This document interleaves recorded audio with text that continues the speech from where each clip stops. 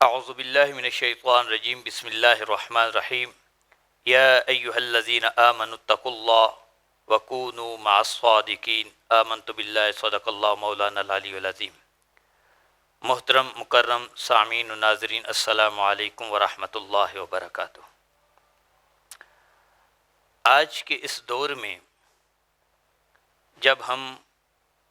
خیر القرون سے دور ہوتے جا رہے ہیں، اس دور میں اللہ تعالیٰ کے صالح کامل لوگوں کی صحبت اور ان کا قرب تلاش کرنا ہمارے لیے انتہائی ضروری ہو چکا ہے، کیونکہ صالحین و کاملین اور عرفاء کا قرب ہمیشہ اہل ایمان کے لیے نفع بخش اور فائدہ مند رہا ہے، بلکہ ان کا قرب صرف انسانوں کے لیے فائدہ مند نہیں ہے۔ اگر ان کی فیوز و برکات دیکھیں تو انسانوں کے ساتھ ساتھ جمادات و نباتات میں بھی یہ فیوز و برکات سرایت کرتے ہیں۔ بارہ علماء عرفاء نے یہ کہا کہ صالحین کی صحبت انسان کو فائدہ دیتی ہے اور شریر لوگوں کی صحبت سے انسان نقصان اٹھاتا ہے، بلکہ حدیث رسول کا مطالعہ کرنے والا آسانی سے یہ بات سمجھ لیتا ہے کہ جمادات میں بھی حب رسول، محبت رسول کوٹ کوٹ کر بری ہوئی ہے، بلکہ رسول اللہ صلی اللہ علیہ وسلم نے فرمایا دنیا میں کوئی ایسی شے نہیں ہے الا یعرف انی نبی، جسے یہ علم نہ ہو کہ میں اللہ کا نبی، اللہ کا رسول۔ بعض روایات میں رسول کے لفظ ہیں، اور آگے فرمائے الا عاصی الجن والانس، کہ ہر شے کائنات کی جانتی ہے کہ میں اللہ کا نبی اور رسول ہوں۔ ہاں، جو سرکش انسان و جنات ہیں، اللہ تعالیٰ کی خیر سے منہ موڑنے والے جو ہیں، ان کے علاوہ ہر ایک کو یہ معرفت ہے۔ اسی لیے معروف بخاری شریف میں اور دیگر کتب حدیث میں حدیث پاک ہے کہ نبی اکرم صلی اللہ علیہ وسلم نے دو پہاڑوں کے بارے میں ارشاد فرمایا کہ ایک وہ جو آپ سے محبت کرتا تھا، دوسرا وہ جو آپ سے بغض رکھتا تھا۔ محبت کرنے والے جبل پہاڑ کا نام احد تھا، اور اسی طرح آپ سے بغض رکھنے والے پہاڑ کا نام عیر تھا۔ آپ نے جبل احد کے بارے میں فرمایا احد ھذا جبل یحبنا ونحبہ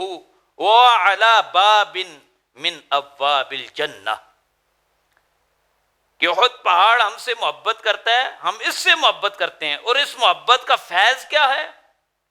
یہ جنت کے دروازوں میں سے دروازے پر ہوگا۔ وَهَذَا عَيْرٌ يُبْغِضُنَا، یہ عیر پہاڑ جو ہے یہ ہمارا مبغض ہے، ہم سے محبت نہیں کرتا۔ وَنُبْغِضُهُ،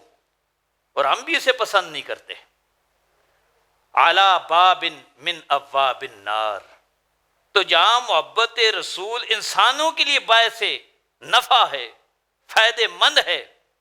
اگر جمادات میں بھی یہ محبت آتی ہے تو اس کو فائدہ دے گی،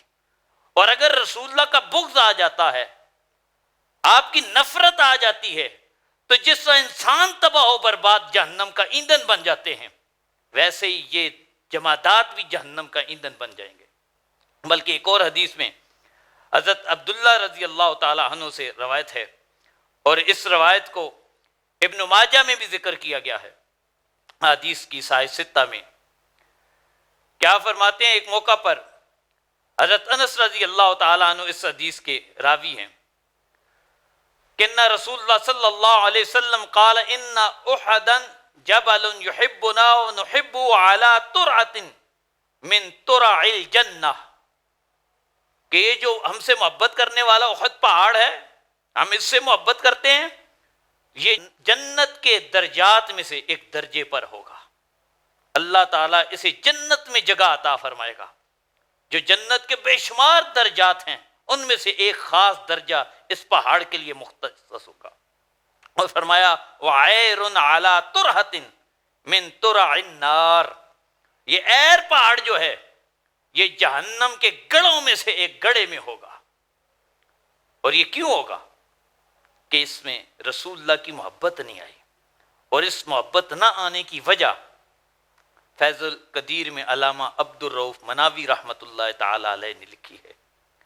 کہ جبل احد کو یہ مقام کیوں ملا، یہ مرتبہ کیوں ملا؟ بلکہ میرا ذوق تو یہ کہتا ہے کہ جبل احد میں یہ محبت اور یہ فضل جو اس قدر وافر مقدار میں سرایت کر گیا، کیونکہ اس کے دامن میں رسول اللہ کے محبوب چچا سید الشہداء حضرت حمزہ جلوہ افروز ہیں، وہاں وہ آرام فرما رہے ہیں اور صحابہ وہاں پر آرام فرما رہے ہیں، تو ان کا فیض اس پہاڑ کو مل رہا ہے، اس فیض سے اس کی محبتوں میں اضافہ ہو رہا ہے۔ علامہ عبد الرؤف مناوی لکھتے ہیں فَجَعَلَ اللَّهُ أُحُدًا حَبِيبًا مَحْمُوبًا كَمَنْ حَضَرَ بِهِ وَجَعَلَهُ مَعَهُمْ فِي الْجَنَّةِ کہ اللہ نے احد کو یہ جو محبتوں کا صلہ عطا فرمایا، محبوب بنایا، حبیب بنایا، تو یہ کیوں ہے کہ جو اس پر حاضر تھے، کیونکہ اس پر رسول اللہ کے قدم لگے۔ یہاں پر شہداء موجود ہیں، رسول اللہ کے محبوب موجود ہیں، تو جہاں ان کو اللہ اعلیٰ مقام و مرتبہ دے گا، ان کے ساتھ ان کے اس دامن سے وابستہ پہاڑ کو بھی جنت میں مقام و مرتبہ عطا فرمائے گا۔ اور عیر پہاڑ کے بارے میں لکھا، کہا وَجَعَلَ عَيْرًا مَبْغُودًا وَجَعَلَ لِجِهَةِ الْمُنَافِقِينَ مِنْ أَهْلِ مَسْجِدِ الدَّرَارِ فَرَجَعُوا مِنْ جِهَةِ أُحَدٍ إِلَى جِهَةِ غَيْرٍ فَكَانَ مَعَهُمْ فِي النَّارِ۔ فرمایا کہ اس بغض کی وجہ، عناد کی وجہ کیا تھی کہ مسجد درار بنانے والے وہ جو منافق تھے، جن کے دل محبت مصطفیٰ سے خالی تھے، انہوں نے اس کا رخ کیا، اس کو اپنا ٹھکانہ بنایا، اس کی وجہ سے اس میں بھی بغض کے جراثیم سرایت کر گئے، یہ مبغوض ہو گیا۔ تو جہاں ان کا منافقوں کا ٹھکانہ ہوگا کہ جہنم کا سب سے نچلا ٹھکانہ ان بدبختوں کو ملے گا، اور اپنے ساتھ نہ یہ اپنے ہم نواؤں کو، اپنے رفقا کو، اپنے ساتھ شامل لوگوں کو یہ جہنم کا ایندھن بنائیں گے، بلکہ اپنے ٹھکانوں کو بھی یہ جہنم کا ایندھن بنا دیں گے۔ اسی لیے یہ حضرت داؤد کبیر بن ماخلہ رحمۃ اللہ تعالی علیہ کا یہ قول ہے، آپ نے فرمایا جہاں صلحاء ہوتے ہیں نا، ان صلحاء کے فیوز و برکات اہل ایمان کو ملتے ہیں۔ اور یہی انہی احادیث کی روشنی میں انہوں نے یہ باتیں کی، فرمایا لو تنفس عارف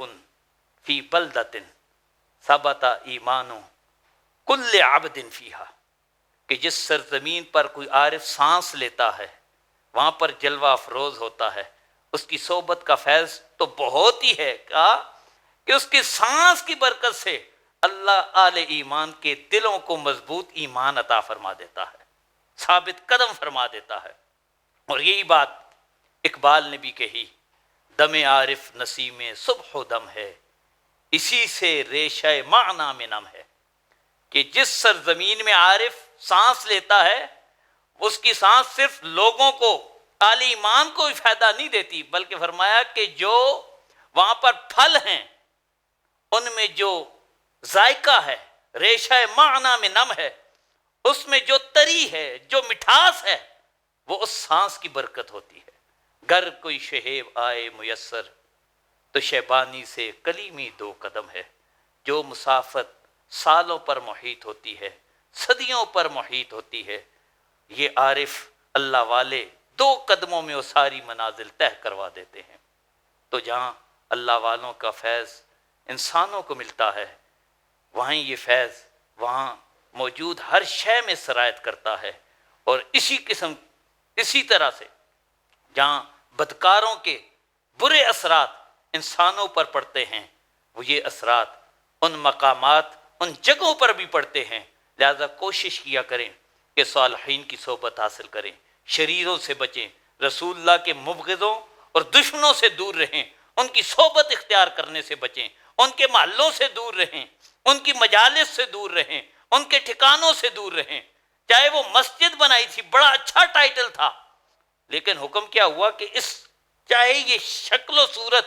تو مومنین والی انہوں نے رکھی ہے، اللہ کا گھر بنایا ہے، لیکن یہ اللہ کا گھر نہیں ہے۔ اس کو ختم کرنا ہے۔ اللہ تعالی ہم سب کو ایسے شریروں کے شر سے بچنے کی توفیق عطا فرمائے، صالحین کی صحبت حاصل کرنے کی توفیق عطا فرمائے، ان کا قرب حاصل کرنے کی توفیق عطا فرمائے۔ وآخر دعوایا الحمدللہ رب العالمین۔